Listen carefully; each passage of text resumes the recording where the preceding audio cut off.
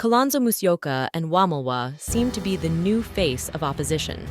In recent past, Kalonzo has been critical to Ruto and Kenya Kwanza government, and if they continue like that, they are ended to be powerful political force come 2027. Kenyans will vote for them for top positions. Hii mambo ya ushuru ndiyo itafanya William Ruto awe one-term president. Hata rudi hapo tena. Na tuliwakanya. Hata mgeni akajaribu kwa Senate, kusema rekebisheni kipengele hiki, rekebisheni kipengele hiki, hawakusikia hata senata wenu. Yaani Kenya imekuwa nchi ya utoaji tu kodi bila hata kujali anayetoa ni nani. Sasa hata mama mboga ambia watoe ushuru, ndio anakuja kuhesabu unauza ndizi ngapi, unauza hata ile mboga mbene amenunua unauza ngapi kwa mwezi. Haiwezekani wewe useme hauna bilioni 4 ya madaktari. Vijana wa Kenya wameelimishwa wakaelimika. Inachukua miaka karibu 6-7 mtu kuhitimu kuwa daktari. Na sasa madaktari wako kule Nairobi, wako kwa mgomo, badala ya wakuje hapa Nyamira, wakuje Kisii, watibu watu wetu. On the other hand, his big brothers Raila and Kenyatta are losing their political grip after Raila shake hands with Ruto. Raila seemed to be at home as usual. He has crossed the river and now he is on the other side of mountain, and grass seemed to be green. Let me ask you, when was the last you heard Raila talk against the government in recent past as he used when he was calling for demonstration? He can't. He signed an agreement with his brother Ruto to mute. After all, Raila is used to that. Campaign for top seat when he is unable to get. He shakes hands with government in power and maintain his positions till next election. On the other hand, his brother Uhuru went silent. After his endorsement failed, he was frustrated by his Mount Kenya people. Siku hizi sineni mambo mengi, naangalia dunia tu. Wengine naangalia unashika kichwa unasema hivi tu Jehova. Wengine wanajiuliza ni kulia, wengine unacheka, lakini Kenya ni nyumbani tu. Tunaendelea, tunatakia wale wako mema, lakini wakati nilikuwa kwa uongozi nilikuwa naambia watu kitu kimoja. Kama wewe ni kiongozi, kama wewe ndio umepatiwa steering wheel ya kuendesha, kama ni kaunti ya Nyandarua, kama ni constituency hii, kama ni nchi ya Kenya, pale popote, kama wewe ni kiongozi wa maana, kiongozi wa maana anashika steering wheel, anaangalia mbele, sio kila saa kuangalia rear view ati ametoka wapi. Unaangalia mbele. Ukiwa mtu wa kuendesha ukiangalia rear view mirror, wewe ni mtu wa kupeleka gari katika yone yako kuingia mtaro. Hakuna pahali mnaenda, hakuna pahali mnapeleka nchi. Nchi inataka viongozi ambao wako na maono ya mbele, kwa sababu hiyo ndio itakuwa ya manufaa kutatua shida zile wa Kenya wako nazo. Now it's like he said, let everybody mind his own business as he mind his. Even if it's you, that would be your favorite response. The only hope that is available for Kenyans is Kalonzo Musyoka and Wamalwa. They seem to be consistent in criticizing Ruto regime. In recent past, Kenyans are embracing them, and slowly they are becoming the real face of opposition in Kenya. I know that CDF might not be enough, but we also do know that the government, the Kenya Kwanza government, is not doing enough for education. As we speak today, the education sector is in a crisis. Schools are struggling. A big school like Nyakach Girls with almost 4,000 students have not received their capitation on time. There have been delays and schools are struggling. You can see the teachers saying now they want to go on strike. In the health sector, there is a crisis. Our doctors are on strike. And we're now being told the nurses, clinicians also want to go on strike. In the agricultural sector, I know some of you, the parents, the teachers here, you are farmers. The agricultural sector is also in a mess with this scam of fake fertilizers. Instead of Kenyans being given good quality seed and fertilizer, they are being given sand and stones in bags. I know even as you sit here, some of you might have received the fake fertilizer. You are suffering like other Kenyans in other regions. On this video, we are going to look at Kalonzo Musyoka's new role and his possibilities of him becoming president in 2027. Before we continue, kindly subscribe to our channel, like this video, and turn on notification. Do not forget to tell us your opinion in the comments section. Thank you so much. Now guys, let us dive in. Politicians Kalonzo Musyoka and Eugene Wamalwa have jointly accused the Kenya Kwanza wing of the National Dialogue Committee, Nadco, of dishonesty regarding the implementation of its... Nadco tumezungumzia vile vile because governor is a very important stakeholder in these things. Ya hatutaki iwe tu ni jambo la kawaida Kenya hii. Vijana walikufa kwa sababu ya maandamano. Victims, these are champions of this thing. And when we have a product which can at least help the country move forward, tunaona jama za udanganyifu tena. But one issue that went on to Parliament is the issue of IEBC. This is a very sensitive and critical issue.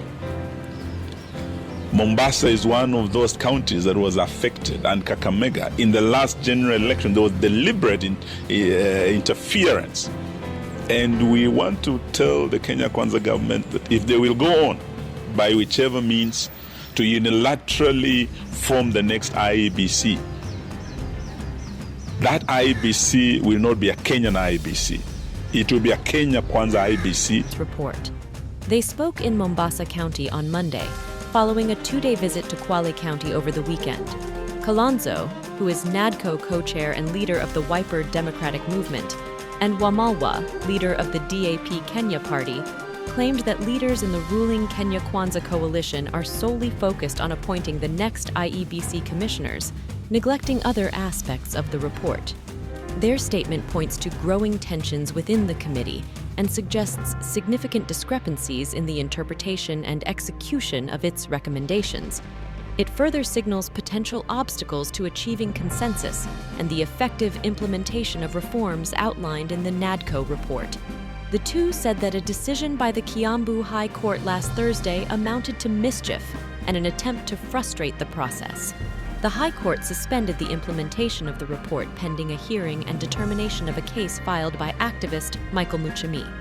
The petitioner had argued that any attempts to have Parliament process the contents of the Nadco report would plunge the country into an unprecedented constitutional crisis. Kalonzo alleges that the government's actions, as evidenced by the court decision, are deliberate and go against agreements reached at the Bomas of Kenya. They further accuse the government of lacking goodwill in the matter. After people made efforts to unite the country, there is still a situation of mistrust, a tendency to sabotage agreements that took time and much thought, often accompanied by significant embarrassment, Kalonzo said. He said they were in Mombasa to update Governor Abdulswamad Nassir on the Nadco report after conducting several meetings over the weekend in the neighbouring Kwale County. Kalonzo and Wamalwa want President William Ruto and the opposition's Azimio la Umoja coalition leader Raila Odinga to take over the leadership of the report, stating it is a crucial step.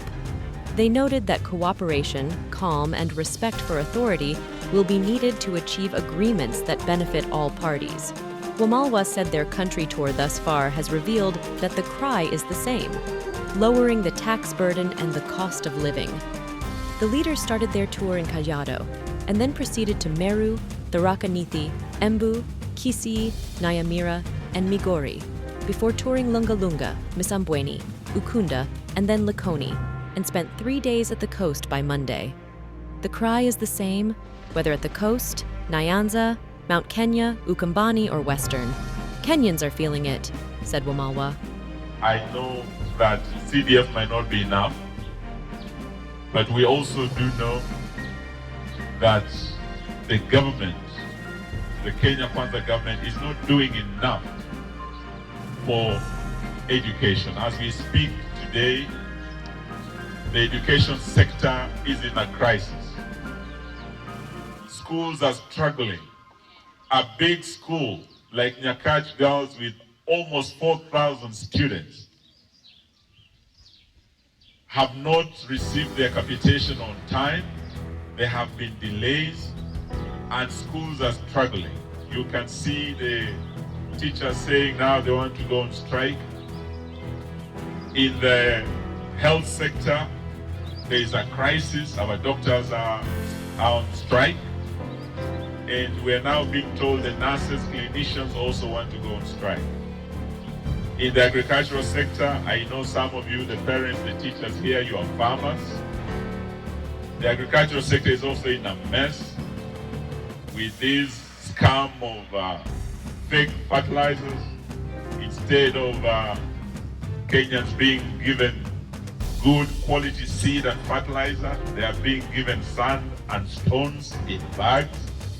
I know even as you sit here, some of you might have received the fake fertilizer. You are suffering like other Kenyans in other regions. Still on matters agriculture, and cane farmers from Western region have raised concerns. He called out Kenya Kwanza lawmakers, stating they cannot say the cost of living has declined because of the reduction of the price of one commodity. This does not mean the economy is good. Taxes are still going higher and higher, and this is the burden Kenyans are feeling here at the coast and everywhere else. When you are adding taxes every day, you are adding a heavy burden on every Kenyan, he said. The other issue is the attempted legal blockade of the Nadco report's implementation. As you know, I was one of those who did not sign the report after they refused to deal with the issue of the heavy taxes and high cost of living.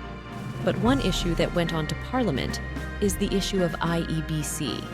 This is a very sensitive and critical issue. Mombasa is one of those counties that was affected, and Kakamega. In the last general election, there was deliberate interference with two key counties. They have assured of going back to the streets for protests if the Nadco report will not be implemented as agreed. However, National Assembly Majority Leader Kimani Ichung'wah said they have already published the IEBC bill to reconstitute a new commission. Let Kalonzo not be worried.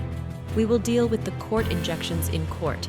If the court has stopped implementation of any part of the Nadco report, that has nothing to do with the Kenya Kwanza government, he said. While on the other hand, Kimani Ichung'wah has ensured Kenyans that Nadco report will be implemented amidst court injunction.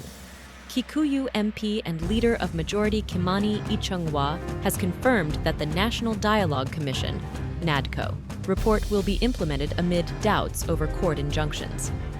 Ichung'wah, who served as the Nadco co-chair, spoke after Wiper Party leader Kalonzo Musyoka expressed doubts about the government's commitment to implement the report. The National Dialogue Committee did the report and took it to Parliament, where it was passed. The report will be implemented the way it was passed in Parliament, without changes, Ichung'wah said. We have already published bills including the IEBC bill to reconstitute a new commission. Let Kalonzo not be worried. We will deal with the court injunctions in court. If the court has stopped the implementation of any part of the Nadco report, that has nothing to do with the Kenya Kwanza government.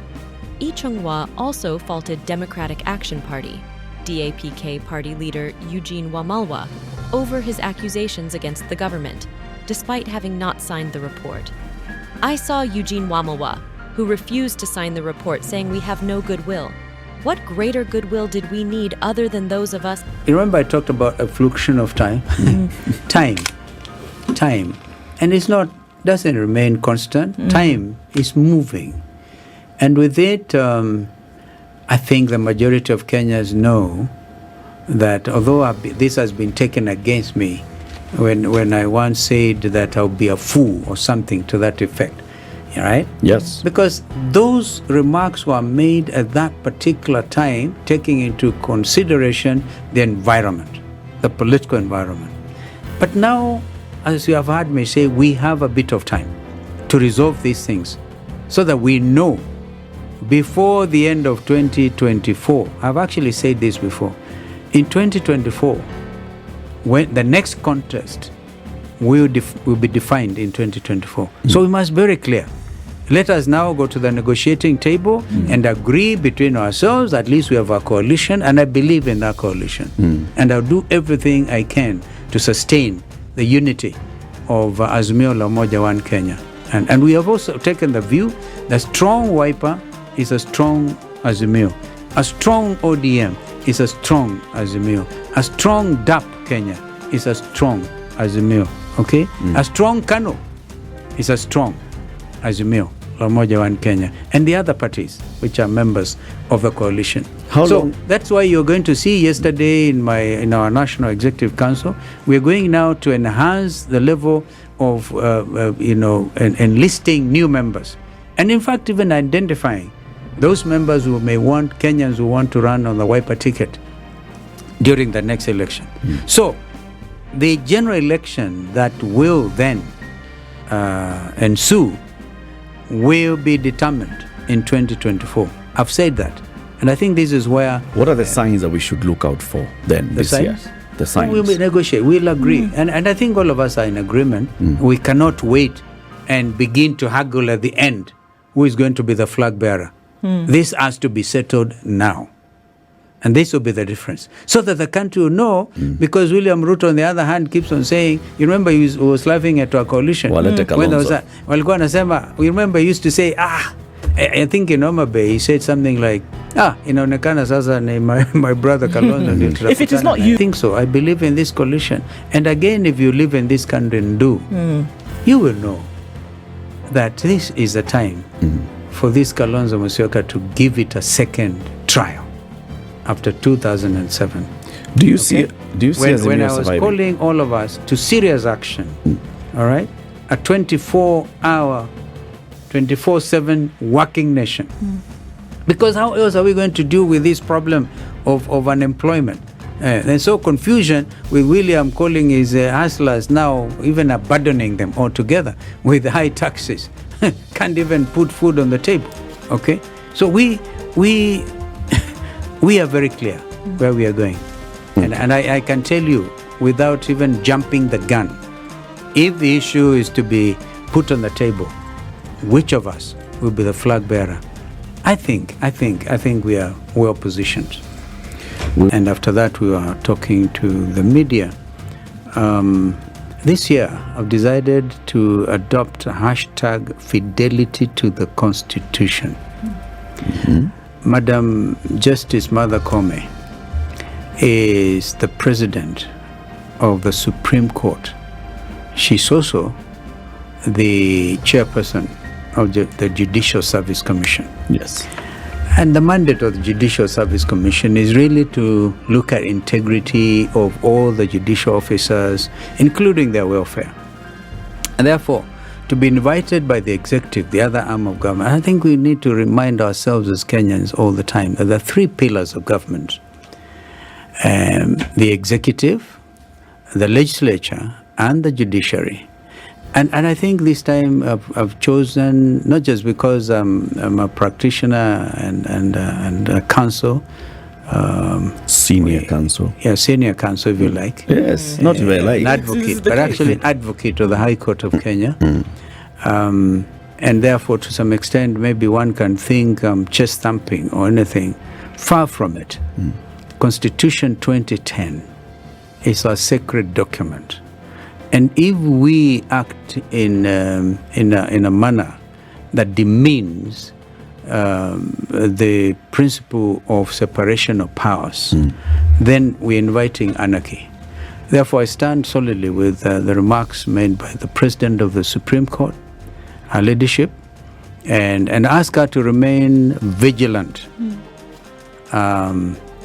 Because I can't understand why herself or the president would want to say, let's meet and discuss these things. What's wrong with meeting, Your Excellency? Well, there's nothing wrong with meeting. They don't even need to announce that they are meeting. I'm quite sure when we have state functions, the Chief Justice is always out there along with the Deputy Chief Justice and others. But why make an announcement? They are meeting to discuss what? This is where the issue is.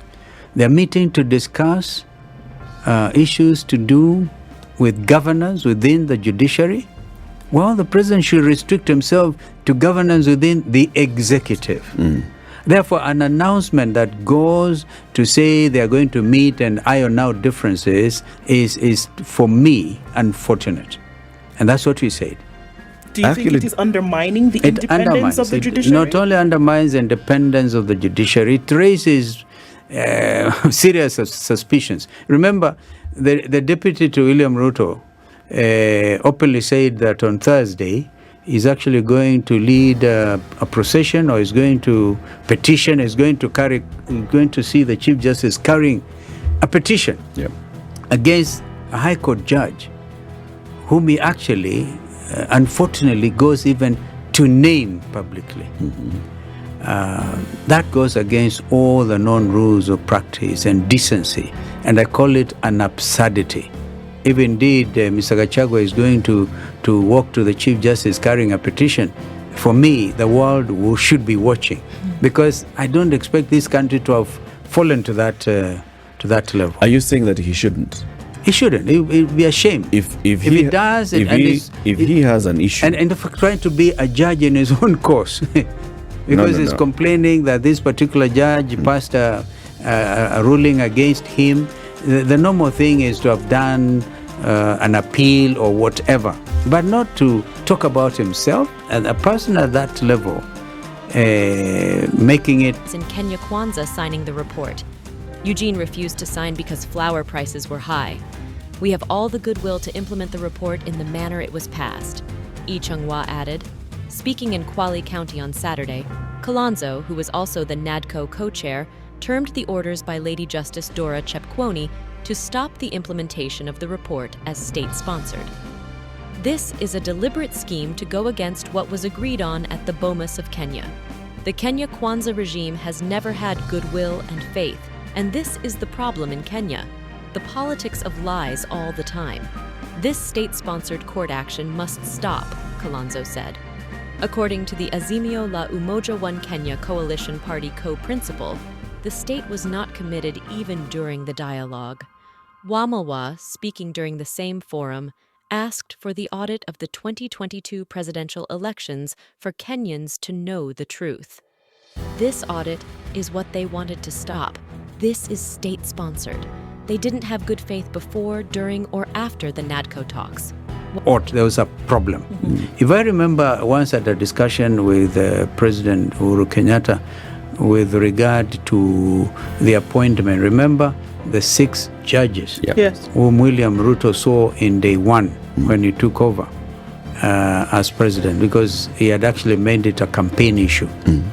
I can tell you that according to Uhuru, right, and that was a normal discussion between colleagues.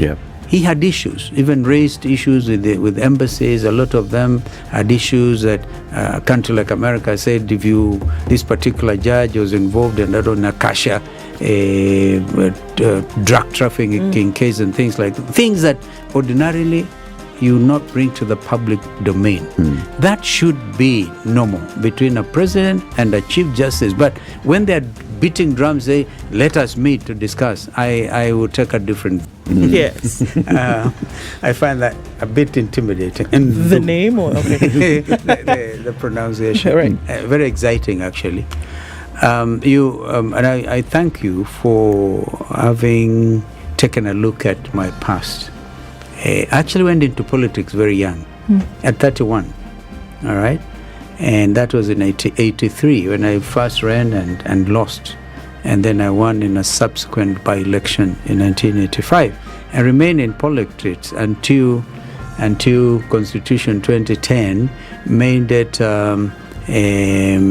imperative that if you are running for office of either the president or the deputy president, then you would not be elected as a member of parliament. I think we made a mistake on that. And I later will probably, time allowing, want to comment on the fact that a constitution is actually a living document. It should not be static. So those proponents, for example, the Building Bridges Initiative, who unfortunately got things politicized, and we missed an opportunity, in my view, And that opportunity had actually been creeping through the back door, including the National Dialogue Committee, which I was privileged to co-chair. But, over time, because I grew up in a situation in Sekuru where I used to hide from marauding bandits, my own mother would hide me. We would sleep not at home for fear of getting houses torched and things. I grew up wondering, thinking the world should be better than this. So when an opportunity arose for me to play a role, first of all, I thought of Somalia. I remember I met the late General Aidid. You may have forgotten about that person because he took over from the first president who eventually died, actually, I think, in Nigeria in 1991, the overthrow of Siad Barre. Yep. I met Aidid, and I was foreign minister, and he actually told me we will make sure there's peace between our borders, between Kenya and Somalia. Oh, I had that personal interest that at least then young kid growing where he was born will have easy approach to life. They can go to school without having to hide in the bushes. And of course that issue grew to the extent that I found myself shepherding the peace process between the warring factions in Somalia. And we had the famous Bagathi talks, for example. That time I was foreign minister twice, actually, and Kibaki. I was foreign minister under Mzee Moi and Kibaki, both leaders have rested. And they gave me opportunity to grow in diplomacy. And then my passion to work for regional peace. Peace at home and peace in the region. One time I used to work for a company. You may have heard of a gentleman called Manu Chandaria, one of the famous industrialists. Yep. He gave me a job.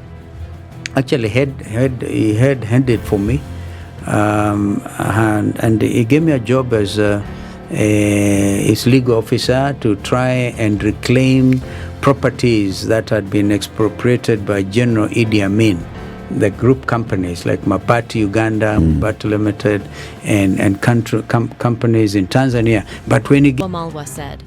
Wamalwa added that the Justice and Legal Affairs Committee, JLAC, has also been delaying the processing of the Nadco report. Choices have consequences. We are ready to return to Maandamano. Street protests, Wamalwa noted. Nadco report.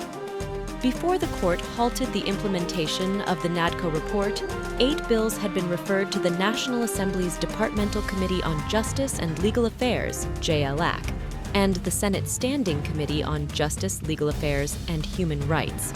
The 2 committees were given 45 days to consider the said bills and table a report in the House for either adoption or rejection. Among the bills that were set to be introduced in the National Assembly and be considered by the JLAC included the Independent Electoral and Boundaries Commission Amendment, Bill 2024, the Ethics and Anti-Corruption Commission Amendment, Bill 2024, the Leader of Opposition Bill 2024, and the National Government Coordination Amendment Bill 2024.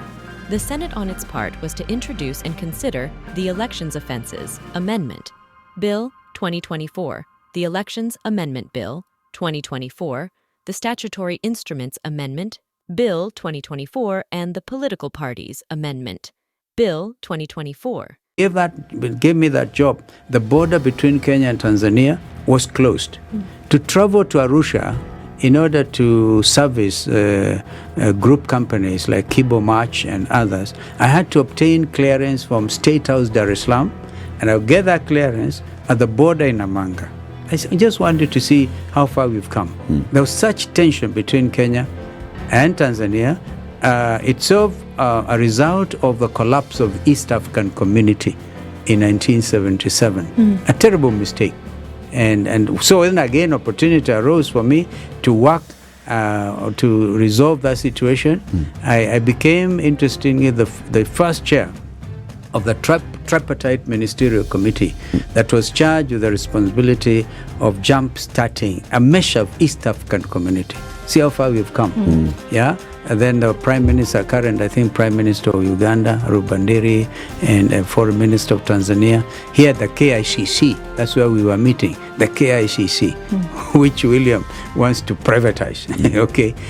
We then were able to start the community. So I think that my passion is in making sure there's regional integration, working, free movement of goods and whatever. So the community today, and by the way, your viewers or listeners may want to note that the current European Union, as constituted, European Union Commission, right, was fashioned along the lines of the East African Community, which we collapsed in 1977 because of politics, regional politics of misunderstanding. And I see, as we speak today, the possibility that we're going back that way. Because Kenya is not at peace with our neighbors, which is unfortunate. And so, yeah, then of course I made it clear that we will be having this conversation. Yesterday, at my party's executive committee meeting, there was the urge to move and get ready for the next contest. If that contest will be in 2027 or earlier, you never know. You never know. Then we'll be there. And by the way, it is not the first time we are running. We ran in 2007. Yep. Yes. We ran. And we ran so strongly that Kenyans and friends may remember, they used to say, even William jokingly would always, if he wants to have a go at me, say, yule mtu wa katikati. Okay? Yule mtu wa katikati. Because I saw that time, these two giants, my friend Raila and Kibaki, right? Without me saying, they had their tribal blocks behind them. The problem in this country has been negative ethnicity. And I said, The Senate, on its part, was to introduce and consider the Elections Offences Amendment, Bill 2024, the Elections Amendment, Bill 2024, the Statutory Instruments Amendment, Bill 2024, and the Political Parties Amendment, Bill 2024. On Friday, a high court sitting in Kiambu suspended the implementation of the Nadco report pending a hearing and determination of a case filed by activist Michael Muchemi. Muchemi told the court that implementation of the Nadco report would plunge the country into an unprecedented constitutional crisis.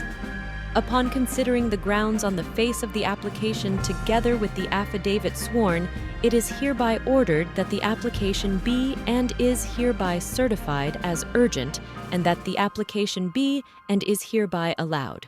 This means that the process that began in Parliament to implement the report stops forthwith, Lady Justice Chepkwony ruled.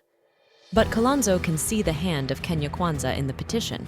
Musyoka has leveled serious allegations against the Kenya Kwanza coalition, accusing them of attempting to undermine the implementation of the National Dialogue Committee, NADCO, report.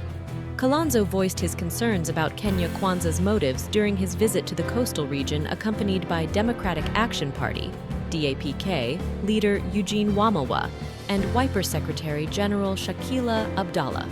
According to Kalonzo, Ruto intends to manipulate the selection process for new Independent Electoral and Boundaries Commission, IEBC, commissioners, thereby granting the president an unfair advantage in the upcoming 2027 elections. He claims that the recent court petition challenging the Nadco report was funded by Kenya Kwanza. He believes that the coalition is determined to exert full control over the appointment of IEBC commissioners. However, Kalonzo emphasizes that the Azimio leadership would vehemently oppose such a move, urging Raila Odinga and William Ruto to intervene and provide guidance on the Nadco report's implementation.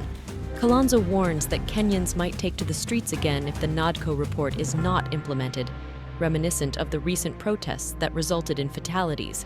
He condemns the government's alleged sale of counterfeit fertilizer to farmers, accusing them of deceiving the people. Additionally, Kalonzo criticizes the government for unfairly favoring a few media houses by withdrawing direct advertisements, which he deemed detrimental to the entire nation. Eugene Wamalwa echoes similar sentiments, denouncing the petition against the Nadco report as state-backed litigation. He reveals that he was among those who refused to endorse the report at Bomas due to its failure to address crucial issues like the high cost of living. Consequently, Wamalwa claims the government continued to raise taxes even after the completion of talks at Bomas. He further asserts that Kenya has transformed into a nation plagued by deception, with the government disseminating counterfeit goods. Last week, the Wiper leader reiterated his determination to end President William Ruto's term in 2027. He believes that this is the only viable solution to alleviate the high cost of living that Kenyans are grappling with. Musyoka has highlighted the worsening of this issue due to the implementation of various taxes by the Kenya Kwanza government, including the recently introduced housing levy, which came into effect on March 19th. What do you think? Will this report and its implementation benefit Kenyans? Tell in the comment section. We have come to an end of this video. We remind you to subscribe if you have not yet subscribed. Please like this video and turn on notification. Thank you so much for watching to the end. Watch other interesting videos on this channel. Goodbye.